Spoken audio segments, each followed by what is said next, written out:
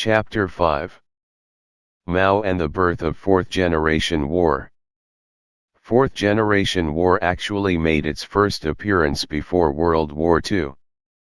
However, much like the fighting in the U.S. Civil War, the Boer War, and the Russo-Japanese War, it took place far from the European centers of power and was therefore largely ignored. Just as the World War I professional militaries missed the obvious precursors to the disasters of World War I, Western professional militaries completely missed the evolution of 4GW. And like their predecessors, they were doomed to suffer their own disasters in Asia and Africa. Its first practitioner to both write about and successfully execute a concept of 4GW, Mao Zedong, was a product of the intense turmoil that characterized China in the early 20th century. Mao was 19 when the last emperor of the Qing dynasty abdicated in 1912. Thus he grew up under the collapsing imperial system. He had seen China humiliated by the West, raped by its warlords, and failed by its emperor and his court. During Mao's youth, China was a peripheral player at best, more a source of conflict among other nations than a center of power in its own right. The abdication of the emperor ended 290 years of Manchu rule. Even more remarkably, it ended a 2,000-year tradition of rule by an emperor. His abdication was not voluntary. He had been forced out by revolutionaries who hoped to bring China into the 20th century. In his place, Yuan Shikai, a leading Qing general in alliance with the revolutionaries, became president of the new republic. Unfortunately for China, he rapidly assumed the role of dictator, going so far as to declare that he would make himself emperor on January 1, 1916.1. Not unexpectedly, his declaration resulted in widespread protest, the fragmentation of the revolutionaries into competing factions, and continued fighting as Yuan Shikai attempted to consolidate power. His attempt to seize power ended when he died suddenly in June 1916. The next 12 years saw China torn by civil war, as the various warlords each tried to achieve dominance. It took until 1928 for the Nationalist Party to seize control of China and declare itself the legitimate government, with Generalissimo Zhang Jieshi, Chiang Kai-shek, at its head. Initially allied with the Communists, the Nationalists turned on the Communist Party once Zhang felt he was winning. Zhang knew that the biggest single threat to his rule was the Communists. From 1927 to 1933, his nationalists did their best to destroy the Communists, to consolidate his hold on power. It was against this background that Mao came to power in the Communist Party. Mao had been a member of the party since its first meeting in Shanghai in 1921. By the time of the nationalist anti-bandit campaigns, 1927 to 33, he was a seasoned organizer and planner. More important, he got things done. One of the most impressive and important things Mao achieved was to completely rewrite the Communists' strategic approach, first, against the nationalists, then against the Japanese, and finally against the nationalists again. His vision would guide the party to its complete victory in 1949. In understanding the evolution of 4GW, it is essential to remember that the communist insurgency in China did not use the strategy of People's War at the beginning. At its founding in 1921, the Chinese Communist Party subscribed to the Soviet concept of an insurgency based on the urban workers of the nation. The party leadership, advised by Soviet liaison officers, clung to the Marxist-Leninist view that revolution must be based in the urban proletariat.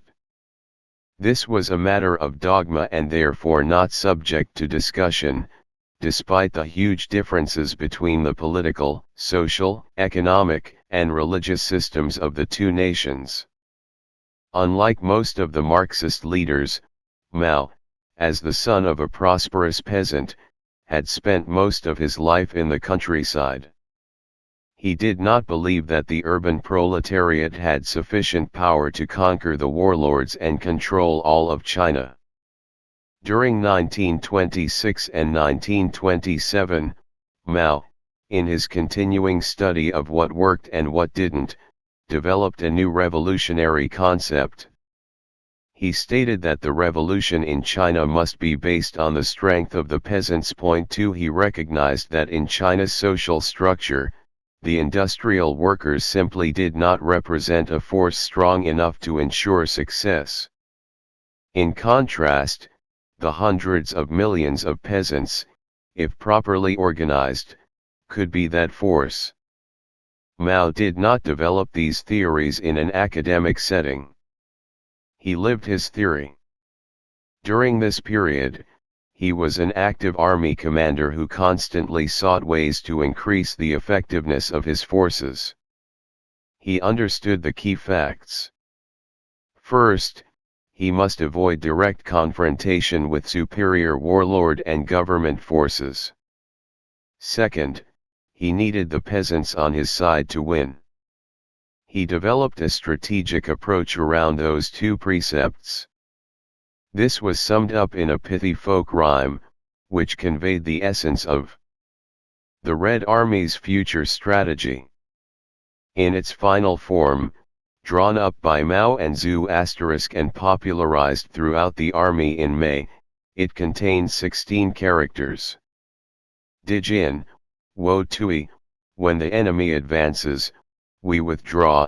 Diju, Wo Roa, when the enemy rests, we harass. Dipai, Wo Da, when the enemy tires, we attack. Ditui, Wo Chui, when the enemy withdraws, we pursue. Meanwhile, the guidelines for the army's treatment of civilians, which Mao had first issued at San Juan in September 1927, were expanded into what became known as the 6 main points for attention.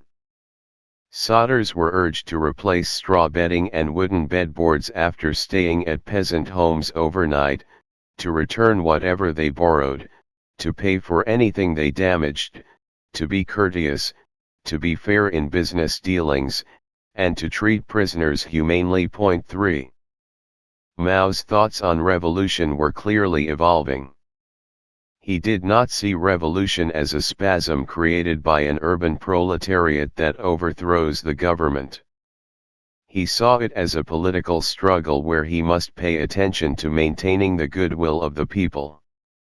Further, he understood that maintaining the goodwill of the peasants was not simply a propaganda slogan but essential to his army's survival. He knew that only the peasants could provide an unbeatable intelligence network, a constant source of manpower, and resources in the form of food and labor. This was the entire thrust of the 6 main points. Mao was taking active steps to keep the peasants on his side. In China, simply being the lesser of two evils helped. Showing conscious, consistent concern for the welfare of the peasants was a powerful weapon against the warlords and government. The people responded by supporting Mao's armies. They not only provided manpower and intelligence for the armies but raised and manned local resistance groups that took their direction from the communists. As the French and Americans were to discover in Vietnam, these local forces tied down major government forces and ensured that the local population remained loyal to the communists.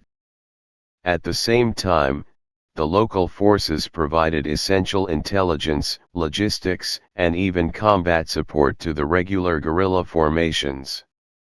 Although Mao stressed good behavior toward the peasants, This did not mean he was above taking what he needed from the merchants. Yet even when dealing with these enemies of the people, he ensured that his soldiers couched his demands as requests and either paid cash or gave a credit slip to the person from whom the supplies were taken. As Mao's thoughts evolved, he put them forward to the Central Committee with the intention of shifting the strategic approach of the entire revolution. Through a series of political maneuvers which, in their ebb and flow, matched his stated strategic approach, Mao convinced the Central Committee to at least acknowledge the power of the peasants. Although the communiqué from the Central Committee did not give unqualified support to Mao's position, it did recognize it as the correct path, while leaving other options open. However, the issue was not settled. As with any group threatened by an attack on its core beliefs, the Marxists, who still believed the revolution must be based on the urban proletariat, fought back. In fairness, a great deal of the difference in opinion was based on a difference in experience. The proletariat branch of the party had survived by fighting a mobile war, keeping their army together and moving from place to place. They were convinced they could act as a catalyst for the urban uprising. Based on their combat experience, they disputed Mao's heretical deviation from Marxist-Leninist thought and resisted its implementation. This faction of the party worked constantly to overcome the shift to Mao's strategy. Yet on December 8, 1929, they suffered another setback. The Central Committee issued a directive to combine the urban and peasant approaches much more closely. They directed the Red Army to expand from a mobile force by enlisting peasant self-defense units. The previous tactics of avoiding the capture of major cities must be changed. So long as there is a possibility of victory, and so long as the masses can be aroused, attacks should be launched against them and they should be occupied. Rapidly taking possession of major cities would have the greatest political significance. This strategy, if coordinated with the workers, peasants, and soldiers' struggle throughout the entire country, will promote the greatest revolutionary tide. Point 4. Although the continued emphasis on the cities shows that the directive was not an unqualified shift to Maoist tactics, Mao was pleased to see his thoughts woven into the Central Committee's strategic approach. In the highly conservative clique that was the Communist Party, it was a major victory to have his heretical thoughts included as part of the official strategy. More telling than the inclusion of his thoughts in communist doctrine was the great face he gained when he was promoted to Army Group Commander and placed in charge of the 4th, 5th, and 6th Armies. Although anathema to the Marxist-Leninist traditionalists, Mao's views were decisively reinforced by the abject failure of the Soviet-ordered 1930 offensive against the cities. All elements that adhered to the urban proletariat line of urban uprisings and attacks were defeated with heavy casualties. This offensive exposed the urban cadres to nationalist firepower and led to heavy casualties among those who enthusiastically executed the offensive against the cities. In contrast, Mao proceeded much more cautiously with his armies. He chose to encircle his target city rather than occupy it. Thus, when the other communist armies were defeated, he withdrew in good order. Although technically defeated, because he, too, had failed to seize his target city, the minor losses suffered by forces using his tactics stood in sharp contrast to the catastrophic casualties suffered by the Marxist-Leninist faction. In fact, Mao could point to some limited success from his efforts. While Mao's prestige grew markedly, the failure of the offensive against the cities greatly weakened the communists as a whole. The nationalists saw an opportunity and stepped up their efforts to finish the job and destroy the communists completely. Generalissimo Zhang Jieshi initiated a series of anti-bandit campaigns. Like all counterinsurgents, Zhang wanted to reduce the legitimacy of the insurgents by labeling them bandits. Mao, using his tactics and basing his forces in the countryside, easily defeated the first two campaigns. The tactics of his 16 characters proved more than the very conventional nationalist forces could handle. He drew the nationalists deep into Red Army territory, then attacked. The contrast of his success and the urban proletariat's defeats finally settled the doctrinal argument in Mao's favor and greatly increased his prestige in the Communist Party. He was becoming the first among equals. Mao used this new prestige to radically alter the Marxist-Leninist theory of revolution. He abandoned the Soviet theory, based on a sudden revolution of the urban, industrial proletariat, and adopted his own theory, based on protracted war conducted by rural peasants. 5 Although this decision alienated the traditionalists and split the Communist Party, history proves it was correct. Thus, 4GW began evolving in the same way its predecessors had. Faced with specific tactical and operational problems, practical fighters developed effective solutions. The development of 4GW parallels Mao's growing understanding of the capabilities and limitations inherent in his strategic, operational, and tactical circumstances. Given warfare's Darwinian nature, those who clung to the impractical Marxist-Leninist approach were eliminated. Their death served as pointed lessons for the survivors smart enough to understand. As Mao was reorganizing the Communist Party based on his new principles, Generalissimo Zhang Jieshi decided that despite the Japanese invasion of Manchuria, his most dangerous enemy continued to be the Communists. Minimizing his efforts against the Japanese, he expanded his anti-bandit campaign with the specific goal of wiping out the Reds. Although initially repulsed by the Communists, the Nationalists achieved success when they adopted the rail, wire, and blockhouse techniques the British used against the Boers in South Africa. By building railroads, the Nationalists cut the countryside up into more manageable pieces. The railroad lines were protected by blockhouses that allowed the Nationalists to greatly reduce the Communists' ability to move from one sector to another. In addition, the railroads allowed for rapid reinforcement of any blockhouse under significant attack. Slowly but surely, the Nationalists were strangling the Communists by cutting them off from their source of strength, the peasants. The Communists were being beaten.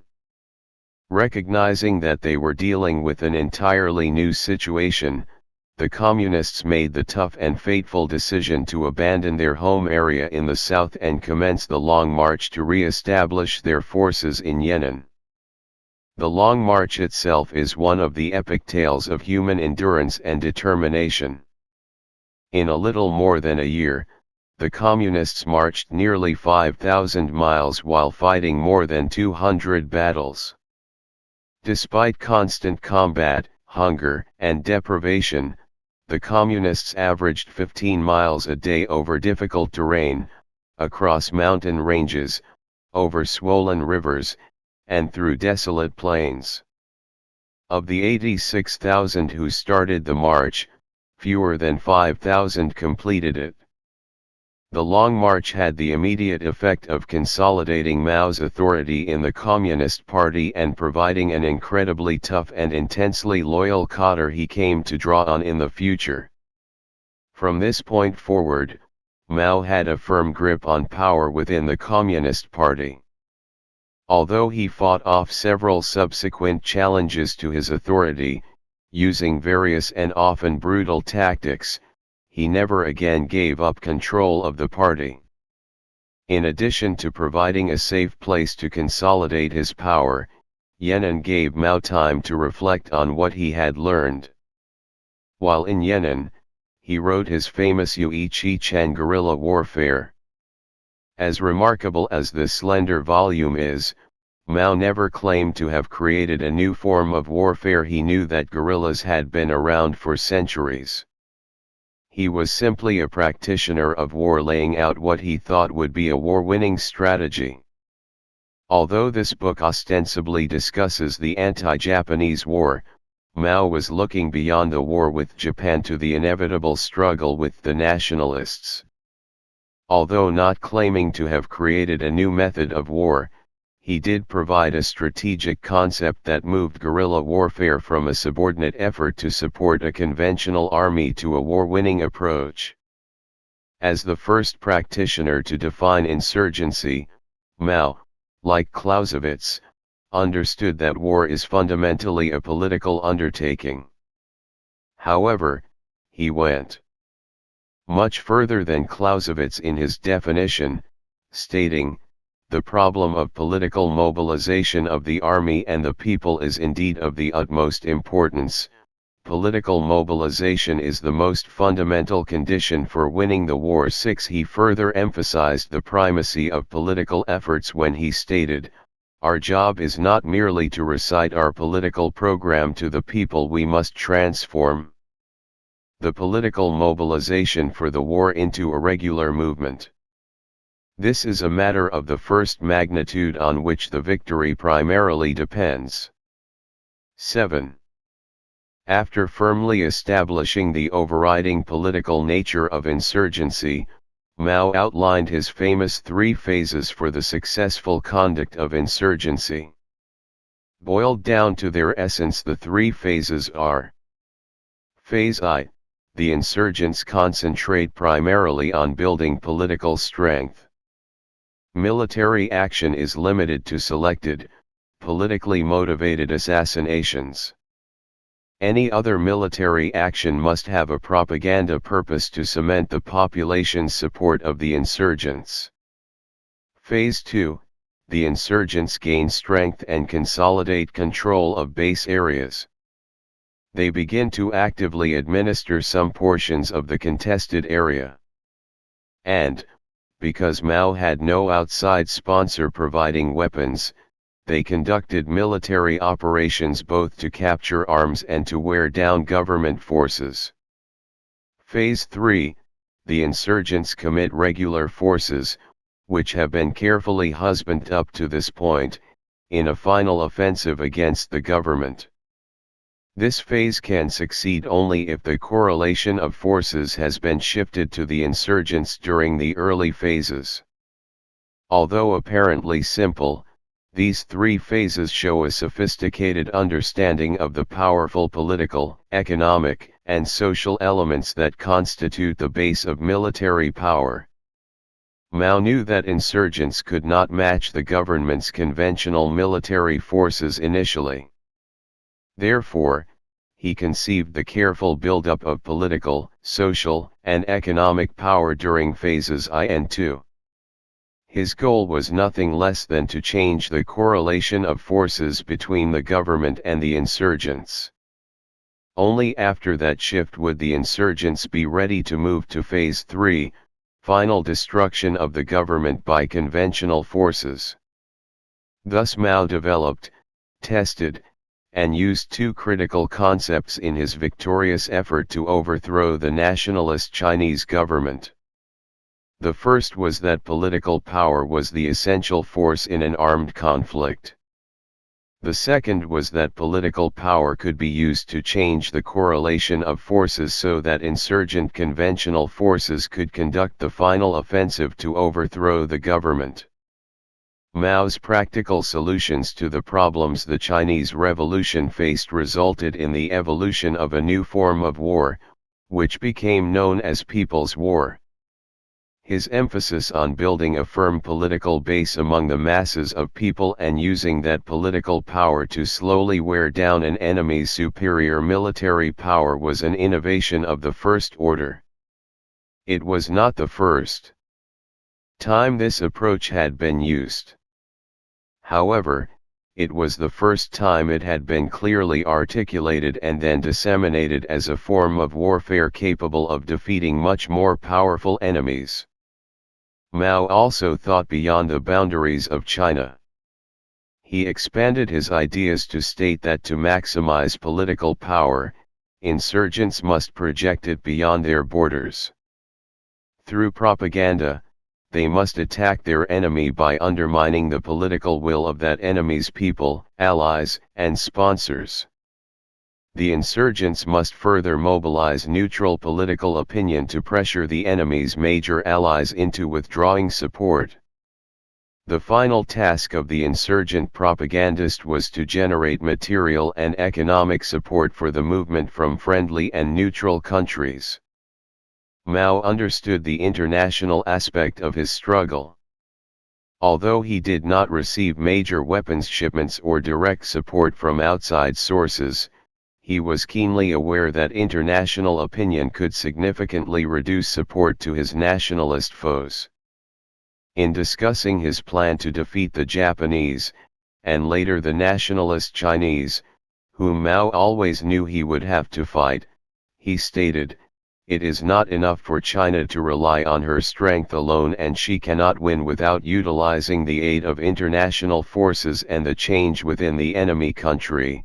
Her international propaganda and diplomacy will become more important." 8. Mao counted heavily on political maneuvering to change the correlation of forces both internal and external to China. He had also developed long-term, effective strategic, operational, and tactical approaches to achieve that shift in forces. Generations before Westerners began to discuss the power of networks, Mao strove to develop both internal and external networks to support his revolution. Internally, the networks provided a way to move information to his followers and a way to keep those followers under close observation for security reasons. The party tried to ensure that each party member was a member of one of numerous party groups, such as the Young Communist League, Young Workers, and Young Students. If each party member was a member of several groups, he was caught in a thick web of both support and control. Thus, long before networks became essential elements of the wider world, Mao was employing them in his political and security organizations. Internationally, Mao built networks to neutralize, as much as feasible, support for the nationalists. Although these networks could not stop support, they had an impact, and Mao always took advantage of any edge in his struggle. Although Mao employed every technique he could devise to shift the correlation of forces, he knew that the final destruction of the nationalist government would depend on a maneuver campaign by conventional forces. The concept that guerrilla warfare is an end in itself and that guerrilla activities can be divorced from those of the regular forces is incorrect. 9. Mao's People's War was a major evolution away from the Western concept of campaigns fought purely by regular forces. However, he did not move completely away from the concept that only regular forces, by destroying the enemy's armies, can win a war. While reversing Clausewitz's relative value concerning political as opposed to military power, Mao still saw the application of military power as the final step in the revolution. Even with this caveat, Mao is the father of a new strategic approach to war. His 3 phases served as an outline for successful insurgencies, whether urban or rurally based. He recognized that war is essentially unpredictable, and he therefore built great flexibility into the model. Based on his own successes and failures, stretching over decades as a commander, he knew that the phases could not be rigidly separated but merged into each other. An insurgency may be in late phase 2 in some parts of the country while still in early phase I in others. Conversely, If government counterinsurgency actions become successful, the insurgents may revert to phase I. In fact, if the insurgents are organizing properly, the covert organizations essential in phase I remain intact and underground, ready to resume functioning until the final victory of phase III. People's War was correctly hailed as a new form of war. Mao was the first to envision political power as the key to insurgency. He saw it as a long-term struggle that would ebb and flow before leading to final victory. He also understood that networked, interlocked, mass organizations were the key to political power. Long before we conceived of our modern, wired, interconnected society, Mao had established an entire insurgency based on that principle. Using mission-type orders for most day-to-day operations, he reserved all major strategic decisions to himself and also used the network to ensure that none of his subordinates could accumulate enough power to depose him. Mao's real genius lay in learning from his mistakes, then taking those lessons and organizing them into a coherent, articulate strategy for seizing power. His was the fundamental work upon which the fourth generation of war would be built.